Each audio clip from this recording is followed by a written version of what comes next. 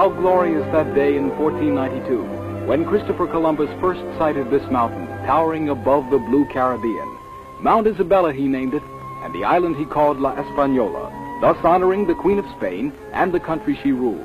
His men came ashore on such a beach, and nearby attempted the first settlement, which unhappily did not survive. Ruins today mark the advance of the colonists as they moved across the island. The city of Santo Domingo was founded in 1496 by Bartholomew Columbus, and its earliest fortress still dominates the harbor. Above the walled city in this splendid castle, Diego Columbus, son of the discoverer, ruled for many years over the colonies of New Spain. Guided by ancient Spanish records, the Dominican government has recently completed an exact restoration of his fortress palace, refurnishing it with priceless antiques of the early colonial era. From the museums of Spain, from the Vatican, and from descendants of Columbus, these treasures were acquired. Nearly $1 million was spent on the project of restoring to its former splendor this first palace built in the New World.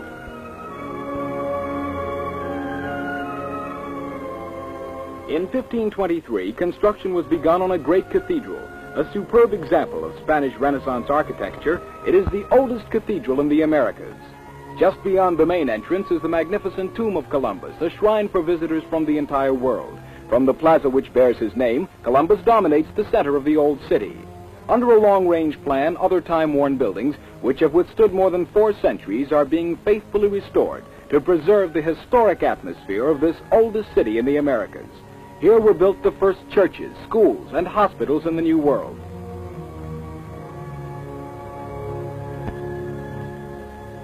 History is recalled as one sees the narrow streets of early days, the weathered buildings, and the mellow city wall. While the Dominican people revere and maintain the relics of colonial times, it is the modern city of Ciudad Trujillo which typifies the progress made in their country during the last few decades. Ciudad Trujillo is the model capital city of a model republic. Its clean city streets, its prosperous new shopping districts, and its air of activity and busy commerce all belie its location on a tropical Caribbean island.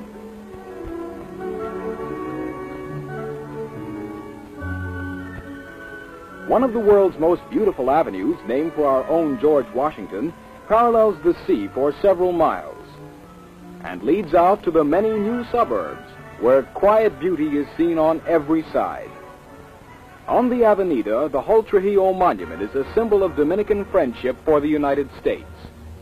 An ambitious building program is being carried on, and great new structures rise on every side as the advancing work of construction goes forward.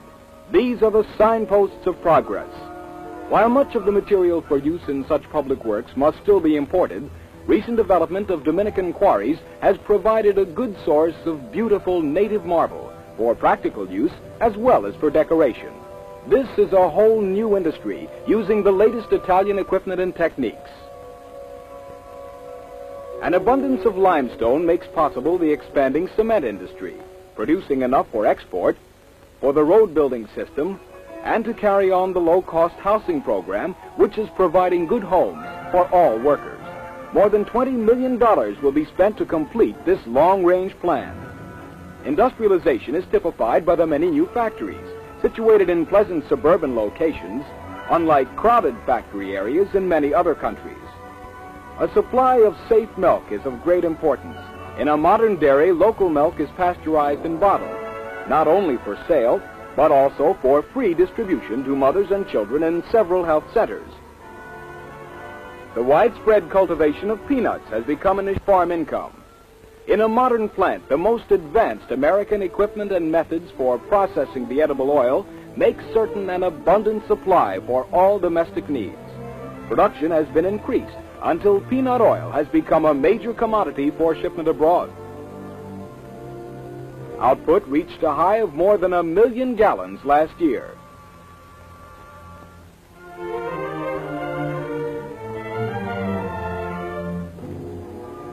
A new use for the versatile peanut converts former waste material into an excellent nutritive cattle feed with very high protein content.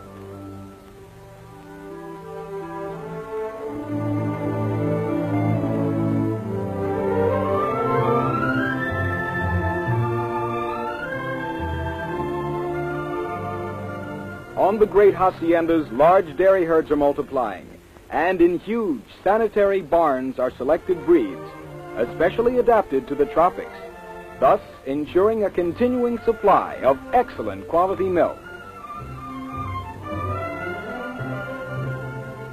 Thoroughbred horses are raised in the country.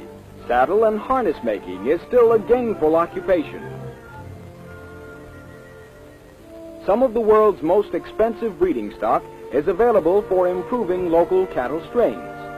The many trophies won by Dominican breeds in international competition illustrate the success of this extensive program. Cattle producers is enormous because meat and meat products are exports of growing importance. There has generally been an abundance, so neighboring Caribbean countries have been supplied with Dominican meat products since the beginning of the Second World War. Expanding new markets in South America have brought an increased demand. Sausages, frankfurters, hams are processed under the most sanitary conditions. Even canned meats will soon be available. Soap and lard are very profitable byproducts of the industry. High-grade leather is tanned locally, and hides are another export item. No one must go without shoes. Good quality footwear has long been manufactured and sold at very low prices. The growth and expansion of the textile industry has eliminated, to a great extent, former dependence on imports of raw materials and fabrics. Skilled Dominican workers can now turn out a wide variety of finished goods, produced under excellent conditions in well-equipped, modern factories.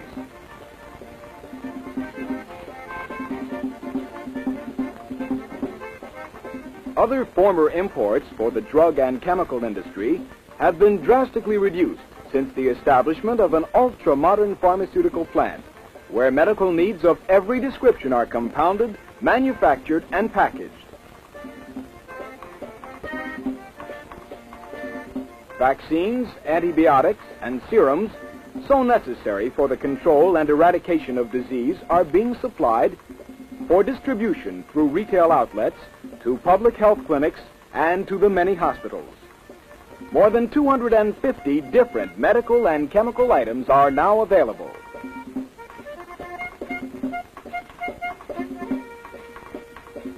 Surprisingly enough, condensed milk is now being processed in Ciudad Trujillo, now feasible because of the recent establishment of a can-making plant. A domestic supply of tin cans is bringing about the development of a number of new industries. It is projected that bumper crops of vegetables and fruits will be preserved by canning. Very soon, fruit juices will be canned for wide distribution.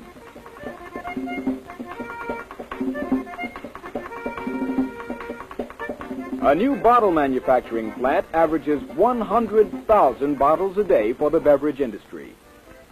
In addition, fine hand-blown glass for the tourist trade and for export is being produced. Central European immigrants carry on this traditional art. Christmas tree ornaments are being made here in the Caribbean.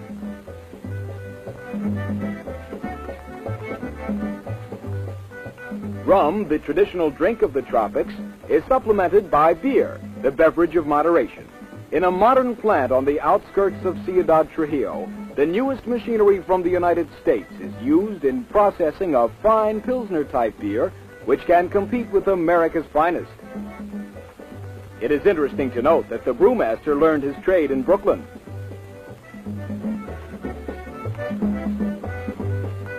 Through the port cities comes the tremendous volume of raw materials needed to supply the demands of the industry. One may see on the busy docks the great variety of imports to be used in manufacturing and to carry on the building program, for nearly everything from abroad must come by ship. Production increases of export commodities has reversed the former balance of trade. Until recent years, only agricultural products were exported. But now the value of manufactured goods shipped out far exceeds such imports, true sign of a stable economy.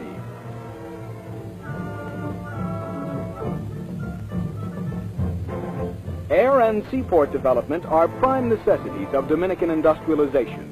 At the mouth of the River Haina, not far from the capital city, a new deep-water terminal has been completed, facing on the Caribbean. The deep harbor can handle all but the largest ships afloat. 3 of 5 planned dry docks are already in use, and small vessels are being constructed and repaired.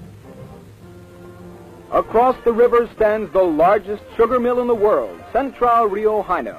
Sugar is big business in the Dominican Republic. However, sales of Dominican sugar to the United States are only about 6% of total output, while 75% of Dominican imports come from the United States.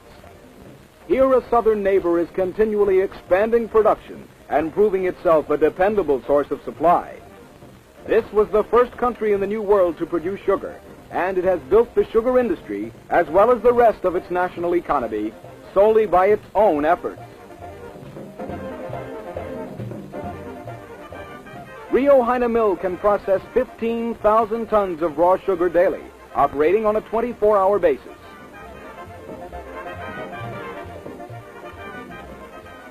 Two great feeder lines move the cane through a complex system of multiple rollers, and the process is repeated 6 times until every drop of juice is extracted.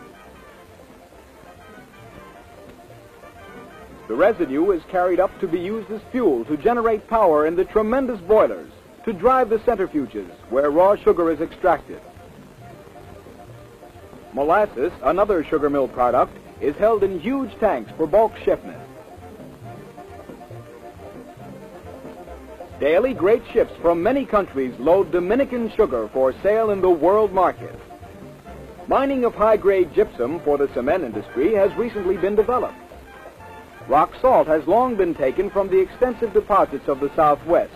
In the same region, bauxite is mined, new source of supply for the aluminum plants of the United States. At Cabo Rojo, a new port facility was constructed, especially for ocean-going ore carriers.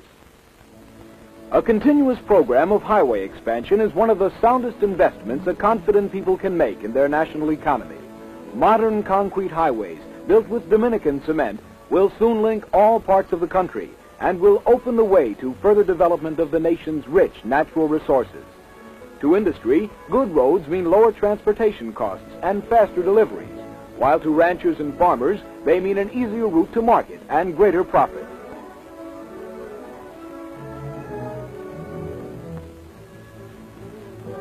Modern road building equipment speeds construction of the new highways and bridges, which lead to a new era of prosperity. Despite the expansion of industrialization, agricultural products continue to be the cornerstone of the Republic's economy. Always a profitable export crop, Dominican coffee is used throughout the world for blending with other types to add the finest bouquet, flavor, and taste. Whether grown by small farmers or on large estates, modern processing plants ensure top quality and accurate grading. Nearly $40 million worth of coffee was exported last year. This might be Asia, but these rice paddies are in a northern valley of the Republic, where intensive cultivation during the past few years has made it the Rice Bowl of the Caribbean.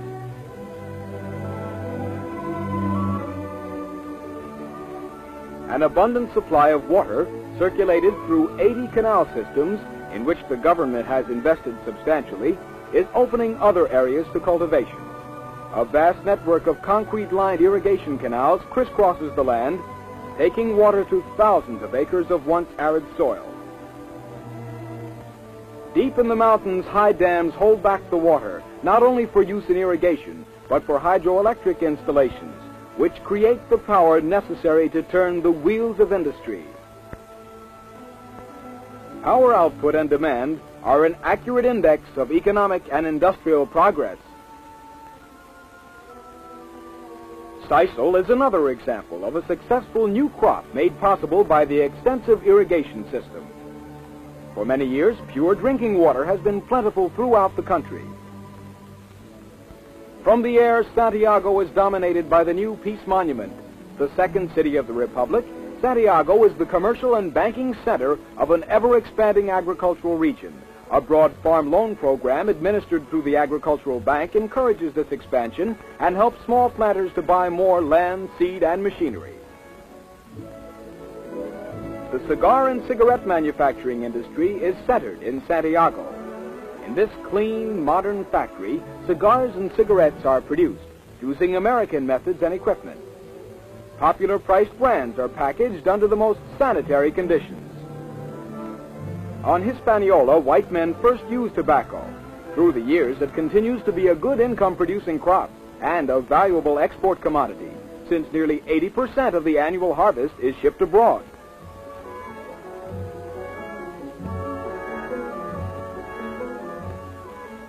Unlike the plantation system for cultivation of sugarcane, small farms grow most of the country's cacao.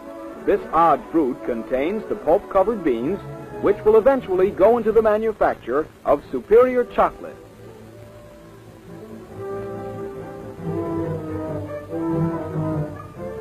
Sanchez cacao from the Dominican Republic is world famous. Nearly $25 million worth of these famous Sanchez beans are exported annually, not only to the United States, but to European countries as well. On the beautiful north shore of the island overlooking the Atlantic is the cooperative colony of Soto, established in 1940. Dairying is the principal source of livelihood for a large group of Jewish refugees who have now become full-fledged Dominican citizens. Carrying on an old world tradition, they produce several varieties of excellent cheese and fine creamery butter for shipment in refrigerated trucks to supply the luxury hotels of the cities.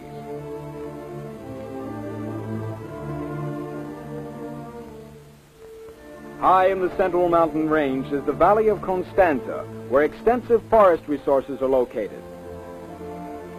Finished pine boards ready for use supply domestic needs as well as a growing export demand. Native timber is cut at altitudes up to 10,000 feet for this Caribbean lumbering industry. In the fertile valley, which resembles Switzerland, new farm colonies have been established. Settlers from other lands have been made welcome.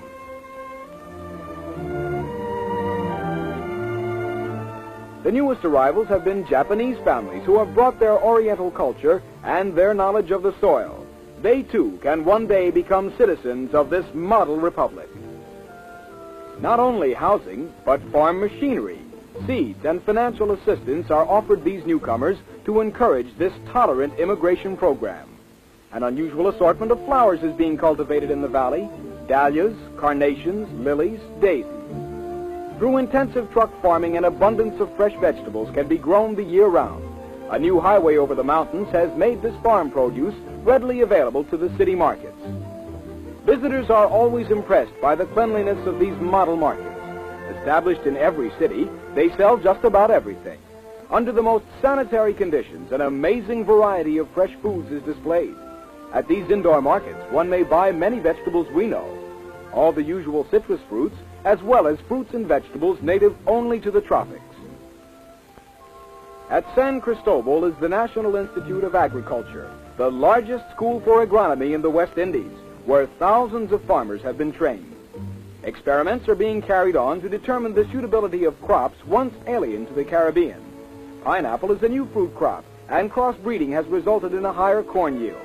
Tung trees will supply oil for a growing paint industry. Public schools at all levels are free, and a broad plan will assure the benefits of education for all age groups throughout the entire country.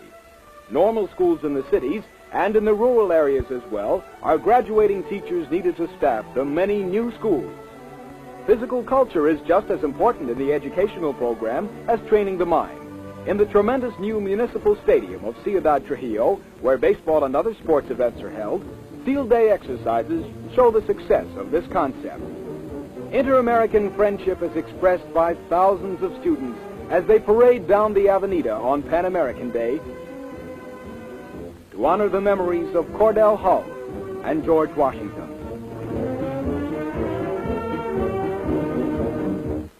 In 1538, a papal decree established the University of Santo Domingo, and today students attend classes in these fine new buildings of University City.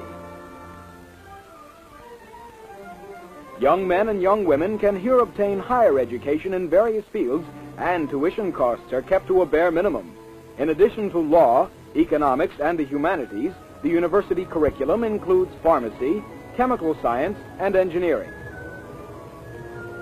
In a new speech laboratory, language classes are offered for students who wish to further their linguistic ability.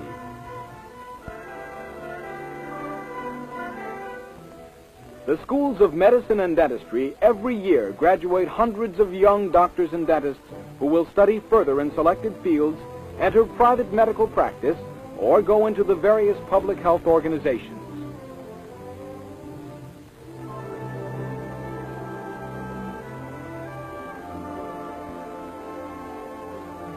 The physical welfare of its citizens has always been an important concern of the state. Provisions for public health services of every kind have perhaps received one of the largest appropriations in every annual budget. Early treatment of childhood diseases will help to ensure a strong, healthy adult population. While great emphasis is placed on the care of children, free medical and dental services are available for the needy of all ages. Clinics, public dispensaries, hospitals for mothers and children, for workers, and for specialized care have been constructed, equipped, staffed, and maintained under continuing social welfare legislation. To fulfill one of the prime objectives of the World Health Organization, an extensive campaign of insect control is systematically carried on, which has all but eradicated many diseases which formerly plagued the area. Radio telephone circuits link Ciudad Trujillo with other world capitals, while VHF circuits tie together the provincial cities. A growing television network covers the country. TV and radio programs are broadcast by the powerful transmitters of La Voz Dominicana. The best in Dominican music is exemplified by the National Symphony Orchestra.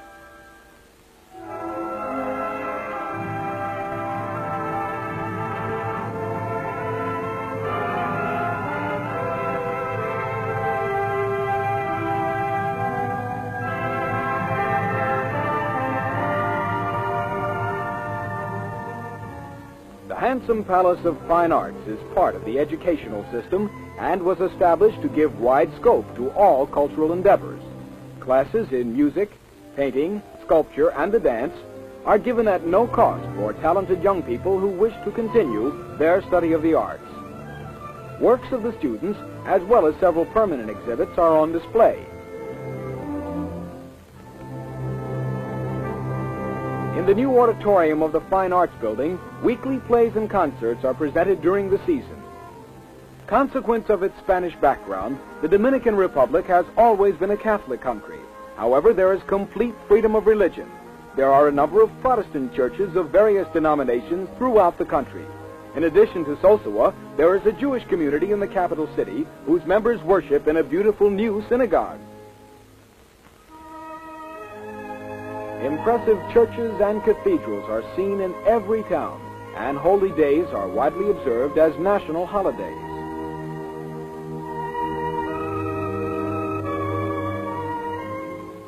Easter week is the occasion for special religious services. The Archbishop conducts pontifical Mass on Holy Thursday evening in the great primate cathedral before civil and military leaders and members of the diplomatic corps. The Good Friday procession, led by Roman centurions, is the climax of the year for devout Catholics. A true manifestation of religious fervor, the solemn parade is attended by thousands who follow the image of the Virgin and the symbol of the cross through the city streets far into the night.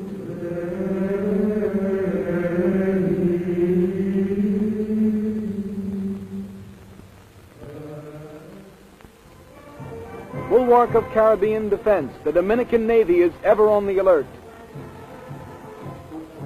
Young midshipmen are taught the fundamentals of seamanship aboard the Navy's four-masted bark. Traditions of the sea learned under sail remain basic principles in a modern Navy. After training in advanced military tactics at the various service academies and developing their bodies in a number of sports, these young men will graduate as officers. Proudly they will carry on the patriotic ideals of the armed forces.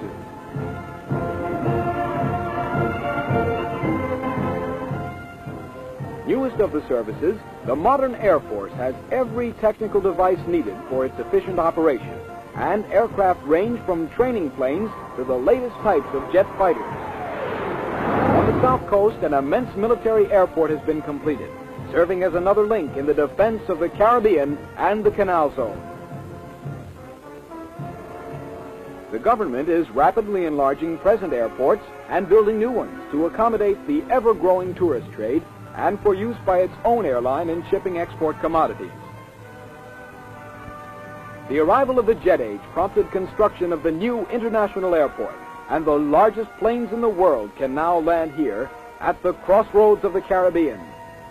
The new jet planes of several airlines will bring an increasing number of visitors who wish to see for themselves this land of peace and prosperity. You are always welcome in this vacation paradise, where there is so much to see and do. Attractive resort hotels are set high in the mountains amid beautiful landscapes, where every pleasure may be enjoyed. Perhaps you will prefer the seashore and broad sandy beaches inviting you to stay longer. The great luxury hotels in the capital city are internationally famous for their modern facilities, excellent service, and pleasant social atmosphere. You may just want to sit in the sun, swim in Olympic-sized pools, or relax with friendly companions. You may even have a bungalow of your own, with complete privacy yet with excellent hotel service. Surely you will enjoy trying native foods and new gastronomical delights. After a tour of the old city downtown, you will want to visit the International Fairground, built a few years ago as a tourist attraction and to celebrate 25 years of progress achieved during the era of Trujillo. In permanent exhibits, one may see a capsule of the remarkable development of this country. The magnificent theater of water and light presents the greatest spectacle of the fairground. In this combination restaurant and amphitheater, classical and folk ballets, as well as musical extravaganzas, are performed against an indescribably beautiful background. The numerous modern buildings at the fairgrounds are now used as permanent government offices, and nearly all departments have been relocated in this easily accessible area. Maintenance of monetary stability and secure international credit is the foundation on which the entire structure of prosperity has been erected. This is one of the few debt-free nations in the world today, and one not interested in aid, only in trade. Modeled on our Federal Reserve System, the central bank is the guardian of the financial reserves of the country. On a par with the U.S. dollar, the Dominican peso is backed by gold deposits in the Federal Reserve Bank of New York. Landmark of Ciudad Trujillo by night or by day is the splendid National Palace, the very heart of the Republic. Orderly processes of representative government are initiated in a bicameral legislature. Members are elected by popular vote, and sessions are presided over by cabinet officers. Their decisions are implemented by the acts of the President. The dreams of the founding fathers, Duarte, Sanchez, and Mella, have been more than fulfilled. The nation has been brought from chaos to stability, from poverty to prosperity, to stand as a shield against the forces of communism by the heroic efforts of Generalissimo Rafael Trujillo. Greatest monument to Trujillo is the Dominican Republic itself. Small wonder loyal Dominicans revere this great man and continue to look to him for guidance. With him, progress never stops.